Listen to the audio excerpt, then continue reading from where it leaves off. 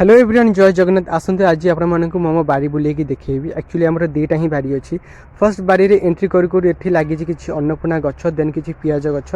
आउ फर्स्ट बारी कि भी लगी पूरा एकदम एम्प्टी। यहाँ हूँ आम सेकेंड बारी जो बारी कथा आपको कहूली ये बारी रे एंट्री करू करू मोर देखाईगला चिंटू सहित देन यहाँ हूँ आम सेकेंड बारी जोटा कि आपको कहूली बहुत सारा मक्का गछ लगी मुझे जानी कौन ये वर्ष फर्स्ट टाइम पे मक्का लगी जदि हुए आपण मक्का ही सारा फोटोज मुझे देखी आउ कि कलरा गछ कि रजनीगंधा आउ दीटा कोबी जोटा कि फूलकोबी बंधाकोबी अधा आम खाई सारूनी ये हूँ कि झुड़ंग गछ लगी आउ बाड़ी संपूर्ण दायित्व माने 80% जेजे नियंती बाकी 20% बाबा नियंती दी जन मिसिक सब काम ही करती